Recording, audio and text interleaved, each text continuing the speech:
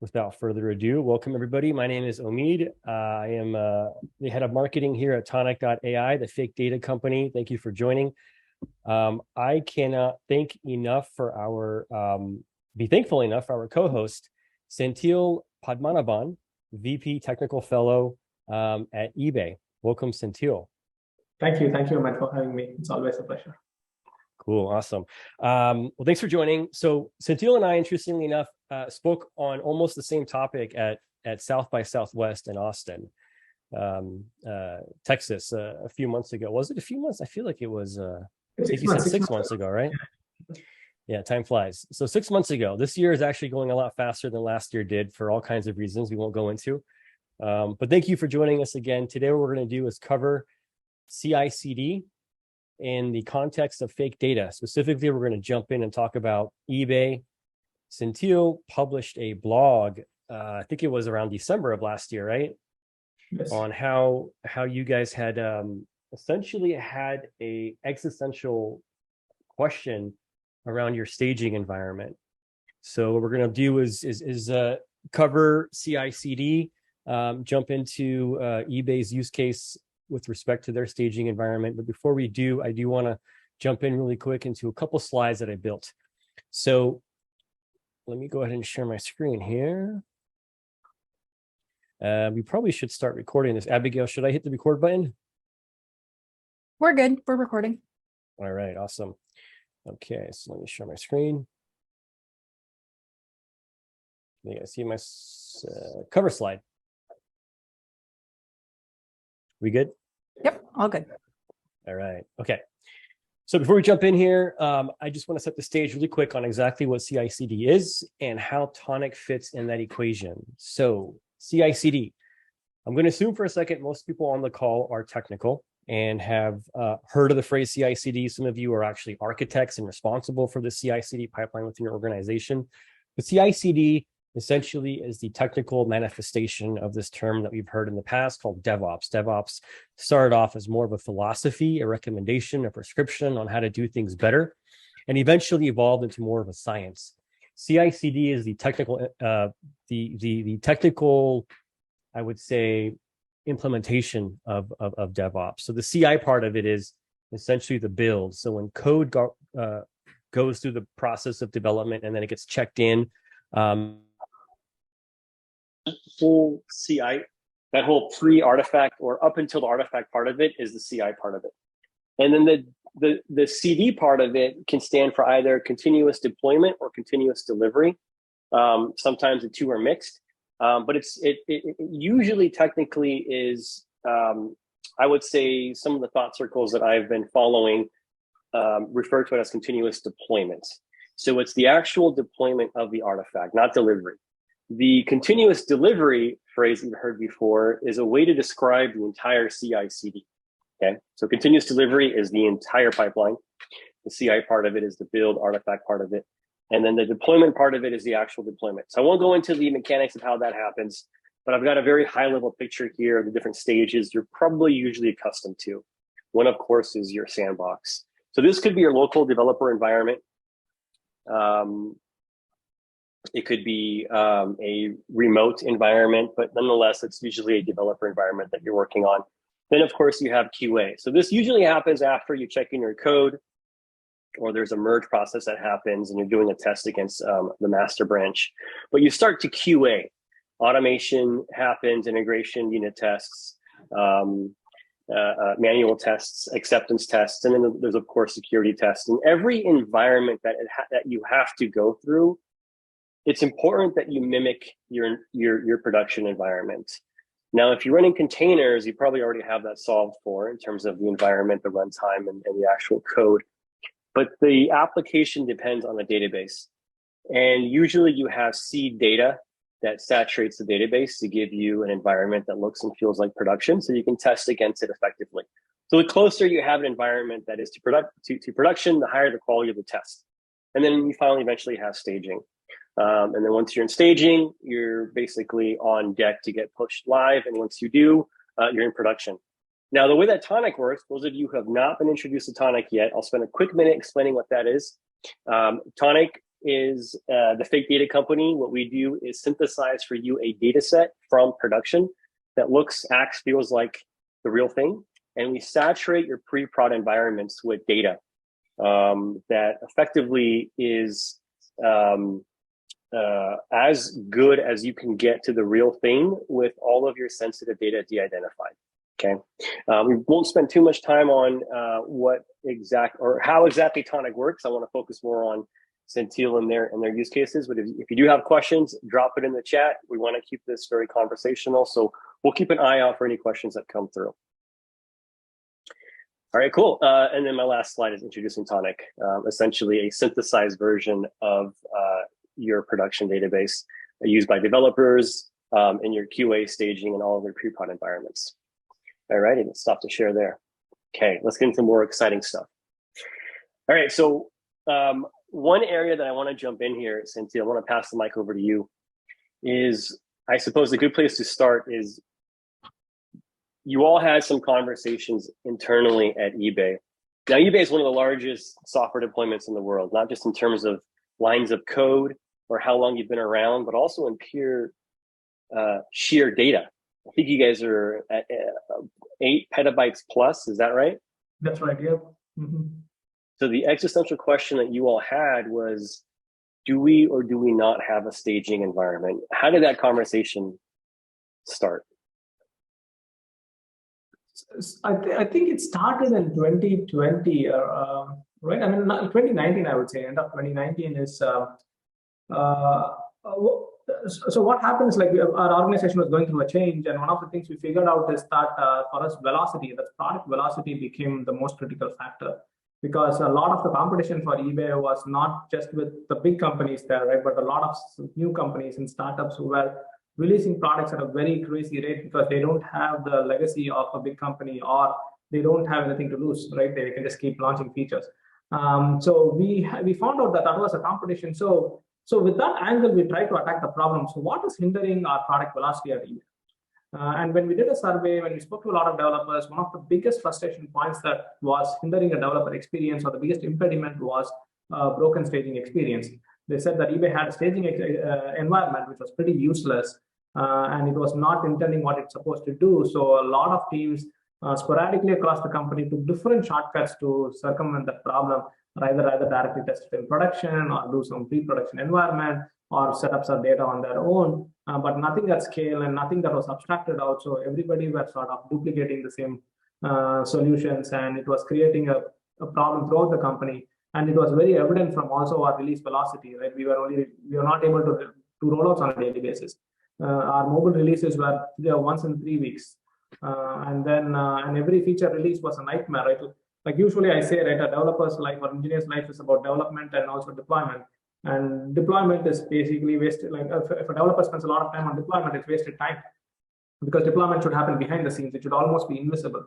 You should not watch your software go to production after you finished your software. That's just time that's going nowhere. And staging was not helping him to do that. And that's when we are having this debate within the company. Okay, now staging is not in a usable state.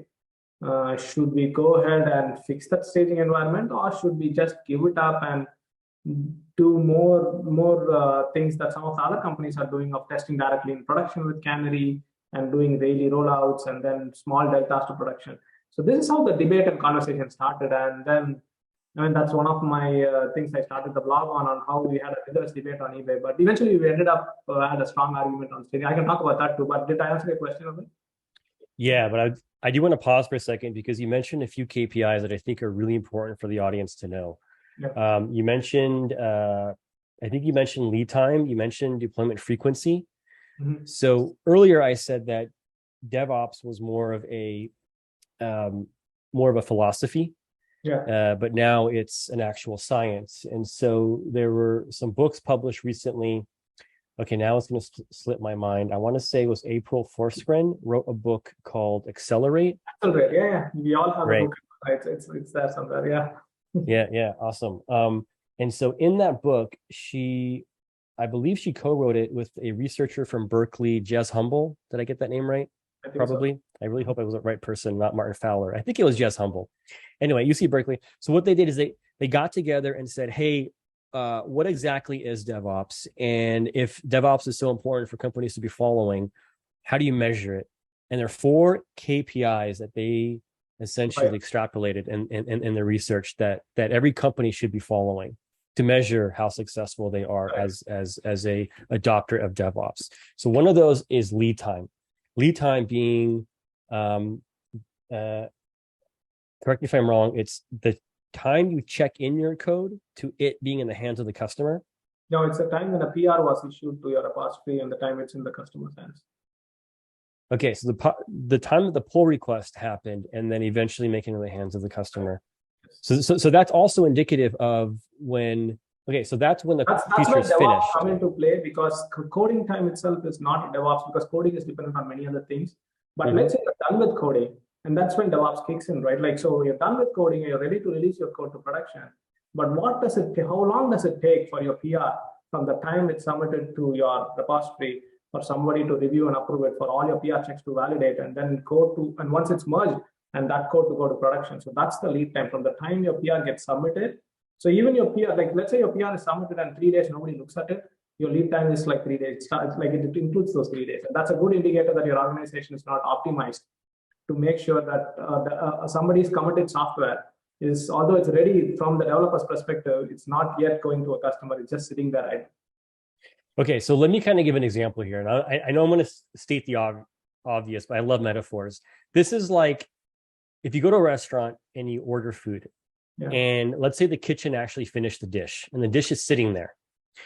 The lead time technically, or the PR in this case, is, okay, the dish is done and the clock starts from the time the dish makes it to in front of the actual customer at their dining table when they order the food. That's the lead time. And for every second that passes, that food is going stale, the customer doesn't get their food, you're actually causing a bottleneck with how many more customers you can bring into your shop. So all of these different metrics in this in the modern SDLC and within any engineering organization, it's exactly the same thing. It's like, hey, we put all this money and investment and time into building these features, but the feature is just sitting there. And for every minute that it sits there, there's an opportunity cost to where the customers could have been using it, but are not using it. And that's your lead time. You want to shorten that as much as possible. Correct, exactly. And that metaphor also applies in other terms. If you say, right, like if you keep preparing a lot of food, it gets difficult to take all the food to the customer's table. So if you have fewer food in like as and when the food is ready, you take them. So your load is less. It's more easy. You can also bring back the food if it's not good, rather than waiting for like 100 dishes to be ready and then take it to your customers. Okay, so that's a really good example, bringing back the dish if it wasn't good.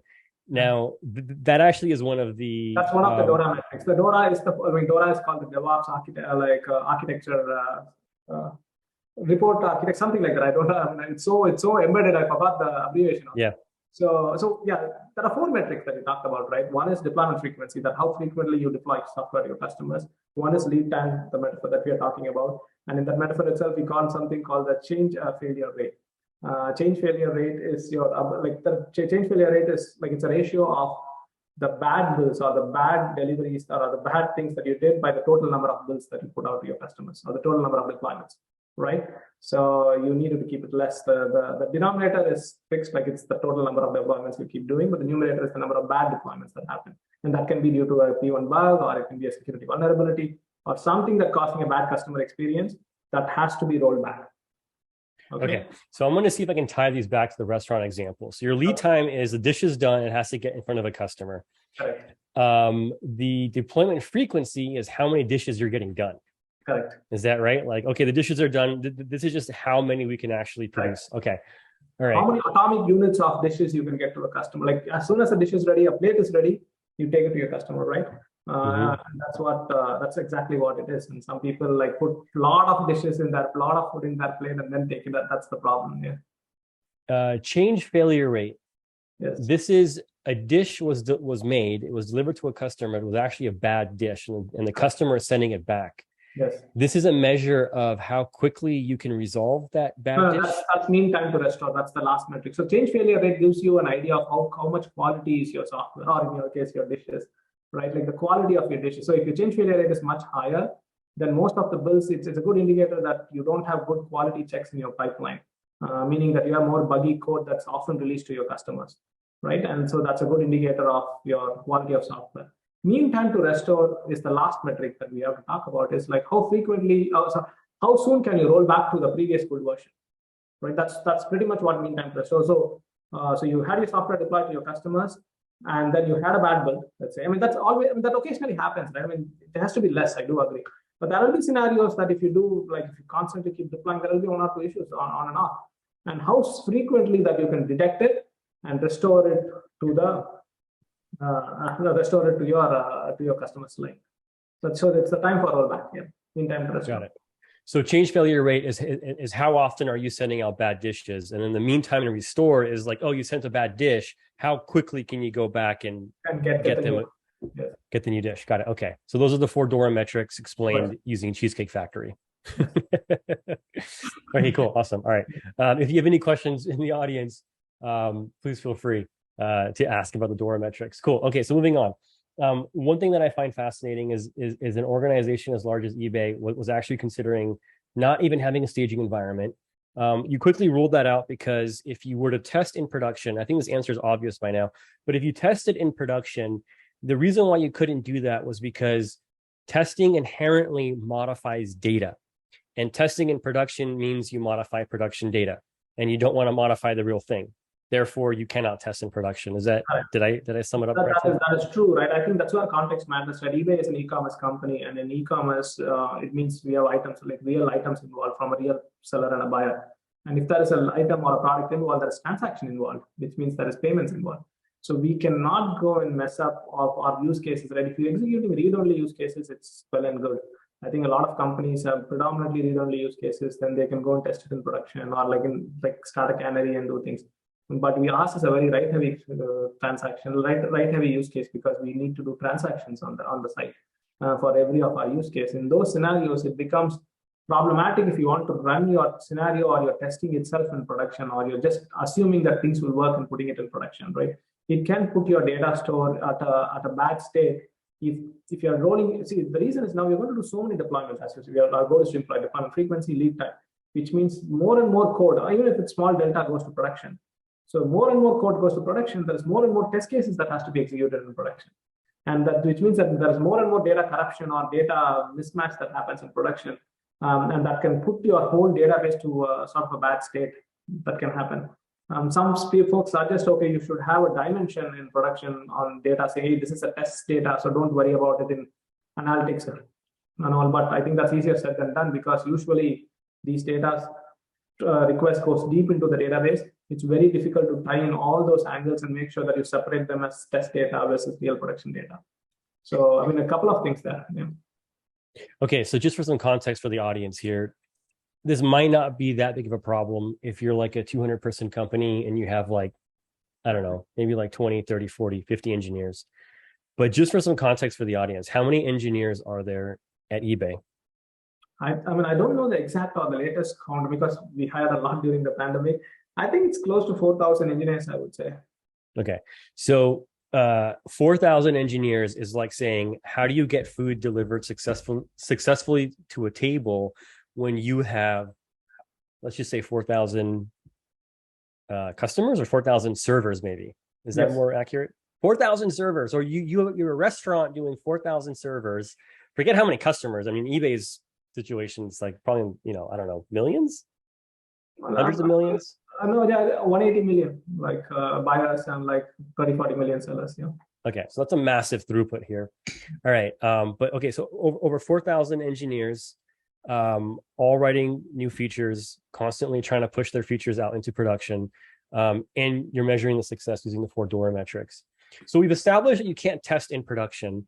Walk us through the biggest challenge you had in saying, okay, well, we have to have a staging environment, but what are those buts? What are the technical requirements of having a successful staging environment?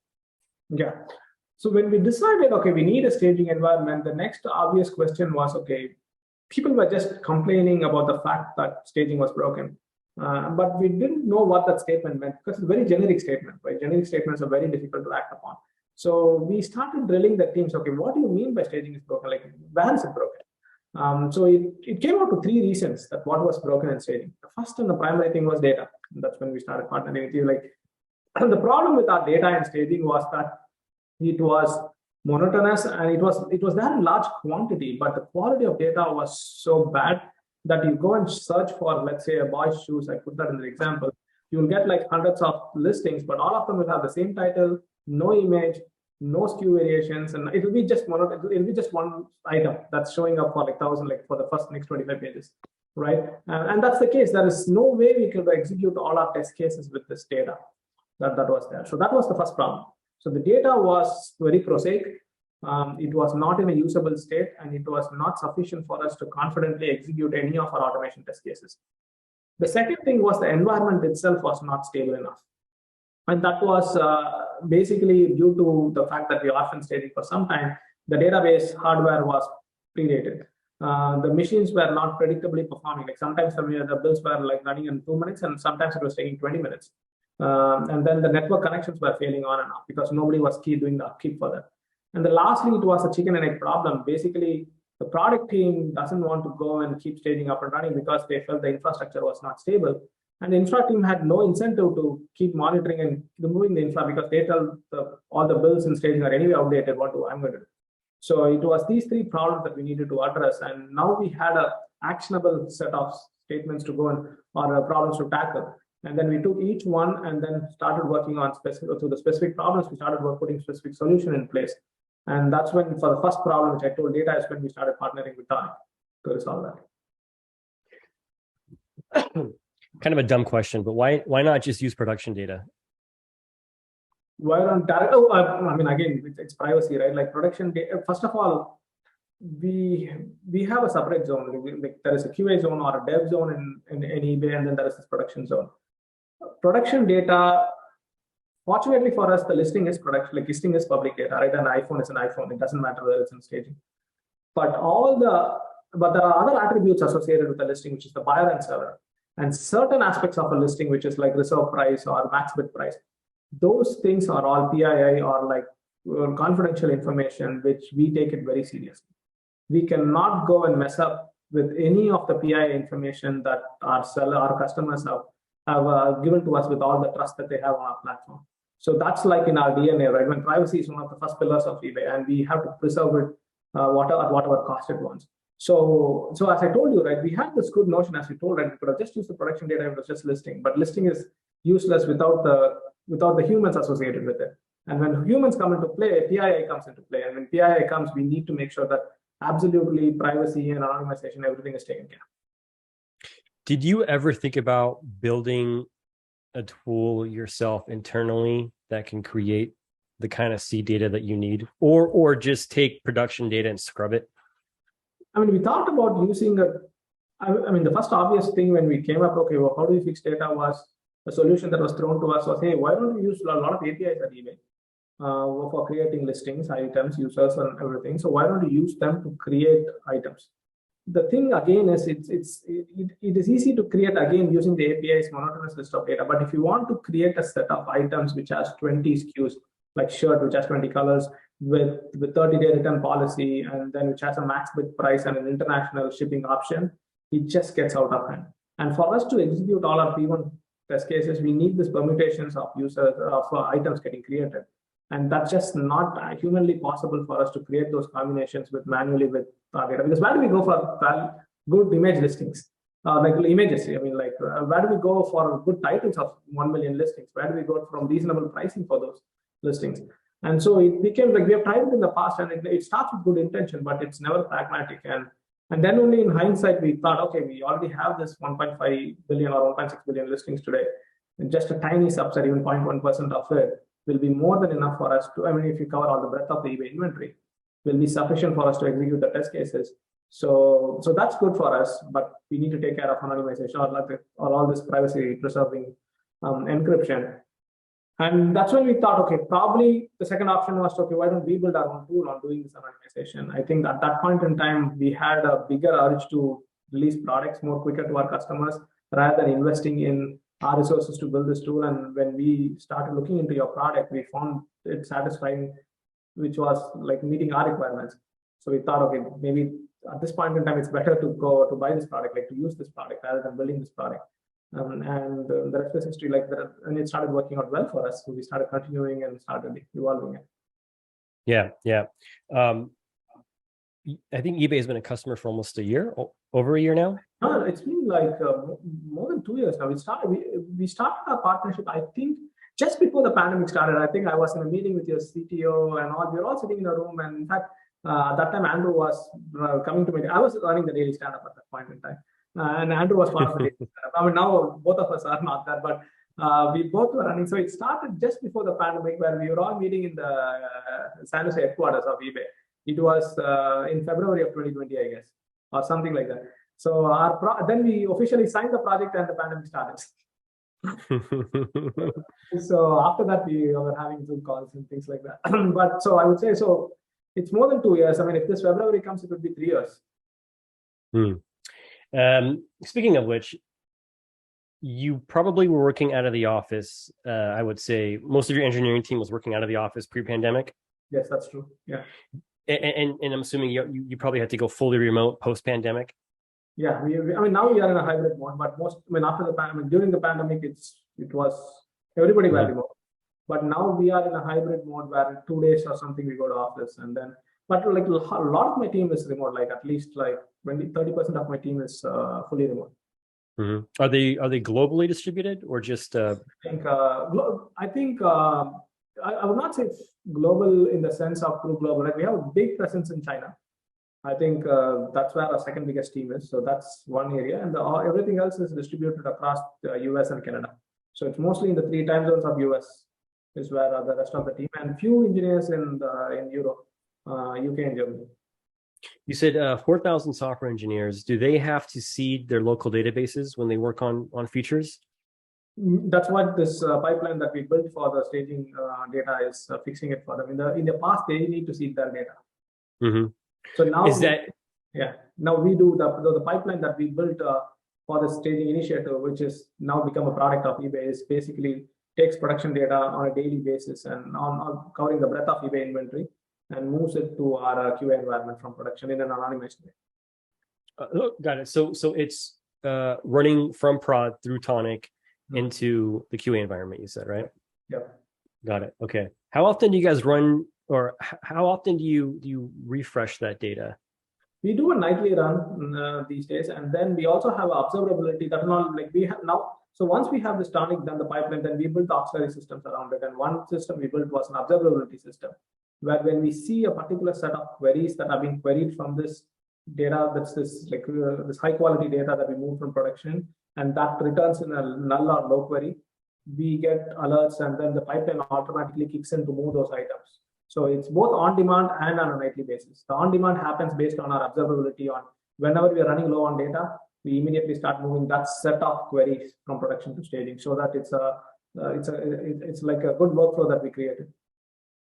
So going back to the 4 DORA metrics, do you guys have some sort of like automation that measures that? Like, is there a dashboard somewhere that you log into and you're looking at?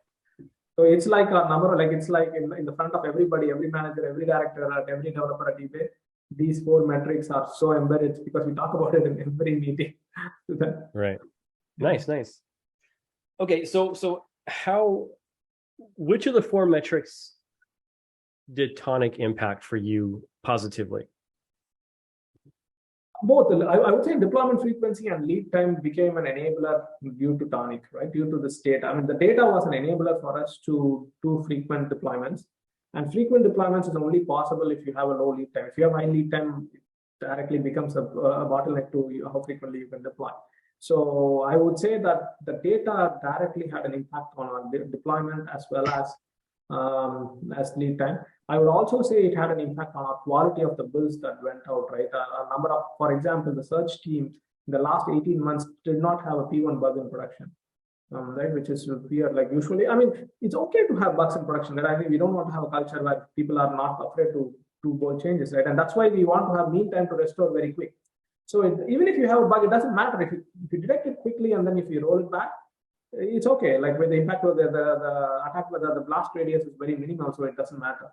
But having said that, having this high quality data means that you move more shift left, right? You do more of your testing towards your development cycle or during your integration test. And so when your code reaches your customers on a day-to-day basis, it's confidently does what it's supposed to do. Can I ask what other types of vendors or tools, open source or commercial, that you're excited about in your CI/CD toolchain? I mean, we use Tecton as our, that's the open source tool that we use to build all our CI/CD jobs. And then that was internally done at Google, I guess, originally, right? And then they open sourced it. And then we use Jenkins. I mean, that's part of our, that's where the individual jobs run. So that's another thing that we have in our system. And then we have our usual thing of suites that everybody uses, right? From Maven to GitHub to NPM, to doing containerized deployments to the Docker and Kubernetes, and all those other things are all involved on a day-to-day basis. But on the CI/CD, it's basically using Tecton, Jenkins, and other automation tools, that some in-house, some public open source things. So there's two things for the audience that I actually learned from Senthil. We actually caught up yesterday to prep for this webinar. One thing that I learned is that he doesn't drink coffee, which is mind-blowing. At least for me it is. That's okay. That's irrelevant. The second thing that I learned is that eBay actually runs its own private cloud, which is not unusual for companies at that mass and scale. Google, Facebook, Netflix surprisingly does not run and is 100% deployed on AWS. But eBay, which is actually one of the more tenured companies in this list, pioneered the concept of a private cloud, and the ROI for you is still towards running your own infrastructure. Is that fair to say? That is true. I think the cost benefit is just enormous of us running our own cloud. And secondly, I mean, since eBay eBay started much earlier than a lot of these companies. So that was there in the DNA of the company itself from the beginning. So we are very efficient in running a cloud that's suited for eBay's needs, that for an e-commerce scale need. We cannot just say that, oh, we are ready to be a cloud provider for other customers. That's not going to be work out for us. But we are good in solving a specific use case, which is eBay's use case. And that's what eBay Cloud, private cloud does. And we are satisfied with that.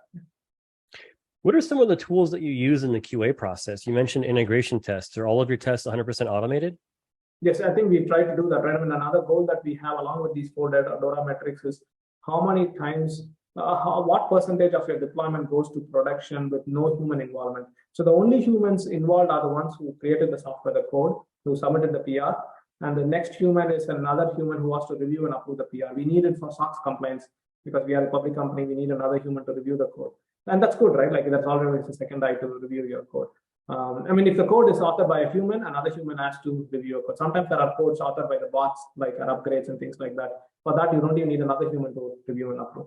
But if a human authors a code, we need another human to go and review and approve, right? So another metric that we do is like once that other human approves, that code has to go to production without any other human involvement, which means that it has to do the unit testing, your all from functional testing, integration testing, your canary, and everything, and go to production. So if any of these steps fails, it will be a rollback, or like it will roll back, and then a human gets involved to see where it failed, right?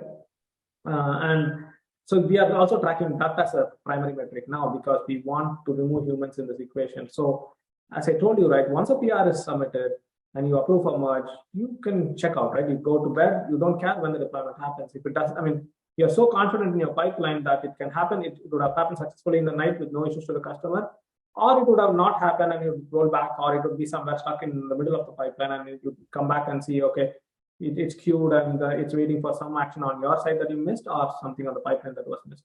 So that's what we are trying to do. So yeah, I think that's how our pipeline works. So we use this whole pipeline to make sure that how do you remove humans from this equation. So which means that more of unit testing, we have to build the test management properly. So the unit testing gives you confidence, right? So the pipeline, I call it, each stage is a confidence builder. The next is the functional or a component-based testing that you do.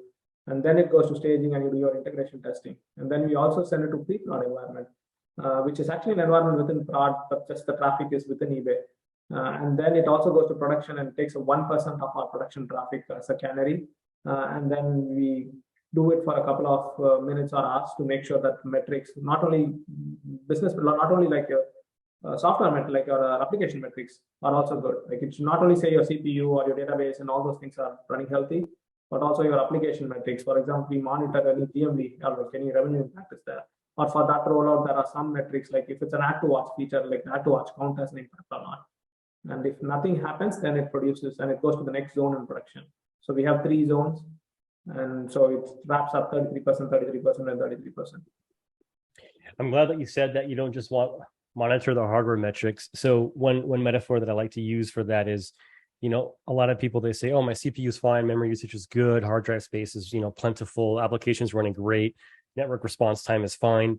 It's like, yeah, what you're doing is saying, oh, my heart is working and my lungs are working and my brain is working. Therefore, I'm a healthy person. It's like, no, you're alive, but healthy is a very, very different measure. And so you said application performance, right? So it's like server performance is not the same thing as application performance, which is also not the same thing as application experience, but all of these put together is indicative and a holistic measurement of whether an application is healthy or not. And I think that's where a lot of DevOps engineers, they hit that point of maturity in their career where they go from, okay, is this person's brain working to, is this person, healthy or not? Yeah. And that's how application performance monitoring has evolved over the years. I do want to go back really quick. You talked about Canary. I'm curious why you chose Canary testing versus blue-green. Was there an advantage to one versus the other? I don't think there is any specific thing. We already had a system for Canary within our company. So we made it even more robust and we thought that should be good enough for us. I think we also have blue-green in our roadmap. Like eventually when we need it, we'll use it too. But Canary seemed to be fitting most of our use cases. We also have a scenario where we can also do like a production smoke test, the pre-production testing I told you, right? Like where you can mirror traffic from production to a system of our pre-production for certain use cases and make sure that those metrics are also doing good. Do you use a home-built solution for monitoring the application, or do you use a third-party product to instrument the runtime and monitor application performance? It's mostly in-home because when we are doing our cloud, a lot of these solutions also came into place because they work well with our cloud APIs. Wow. So most of our monitoring tools are also in-house. I think we use some systems like Montage and Sherlock. I'm not even sure how much open source they are. But all those things are all anyway fine-tuned to optimize to our cloud. And that is, that's why there's a big infrastructure team at eBay, right? Which is the whole job is to make sure that these tools are up to date with the industry as well as our own innovations are coming on top of it. Here's a wild question. Mm-hmm. When you do your Canary testing, do you also check business metrics? For example, like a feature went out and all of a sudden like checkout has dropped and revenue is dropping significantly. Yeah, so we do have this thing called the guardrail metrics in eBay. We call it like there are 5 metrics, 6. We call it like your buy count, your add to cart count, your checkout count, whatever you mentioned, right? There are like 5 or 6 things like that at eBay, which is like bread and butter to us, right? If something happens to them, which means there is some bug in them. I mean, it cannot suddenly drop, right? It can drop over a period of time if the company itself is not performing. But if there is a code rollout that happens and if something happens to those metrics, which means that you introduced something in your product. Either it can be deliberately a product experiment that was launched, or you have a bug in your code. Right. Yeah. I mean, sometimes it happens, right? You launch this new product, like a new user experience. Whenever you launch a brand new user experience, your metrics tanks just because people don't like new UIs on the first couple of days. And then it's the J curve, right? Like eventually it comes up and then do the things. That and all is more deliberate. We know that, okay, when you're going to launch this feature, it's going to have some hesitancy or some frustration from some of our users, and then eventually they'll catch up. So we do monitor that, and that's part of the onboarding process where when a team enables that deployments to Canary, we ask them this question, say, what is that particular metric that you want to have in this guardrail? Right? Not everybody needs to have, or not every application needs to worry about all these ones, right? Maybe they're only a payments team. They only have to worry about the checkout. If they are product team, they only have to worry about add to watch. And if they are search, it's only about the listing count, right? Like that. So I can geek out for hours and keep asking questions, but I'm trying to be mindful of time. So I do want to ask one more quick question, and then we'll take some questions from the audience. If anybody has any, feel free to drop it in the chat, and I'll make sure I run it by Senthil here live. I don't get to your question live, we'll make sure we get to it afterwards. But my last question for you, Senthil, if you were to build, very, very loaded question. So do your best to answer it if you can quickly. I don't think there's any a quick answer to this. If you had to rebuild eBay from scratch today, how would you architect the SDLC? I think, I mean, if I'm going to start from now, I'll probably go with the public cloud provider, right? And I think I'll use as much as tool as possible. And my focus with the limited resources I have, because I'm starting a new company, is to focus on just the product alone and not worry about all the auxiliary functions that are needed to take the software, right? I want to focus on the software that reaches the customer and not the software that takes my software to the customer, right? I think, which is very important to me. And that's why I first want to rely on others who are already proven it and then use them. And eventually, when I achieve scale, is only I'll start looking at that software and I start optimizing it. Because the software which takes your software to your customers has the multiplier effect, right? And but when I start a company, I would focus. I want to take the best of that, buy whoever gives me the best combination, and use it. And as my company scales, is when I'll start looking into options on how I augment that software and make it even more better. Did I answer your question? You did. I love it. You actually answered it more as a philosophy than a technical prescription, which I like.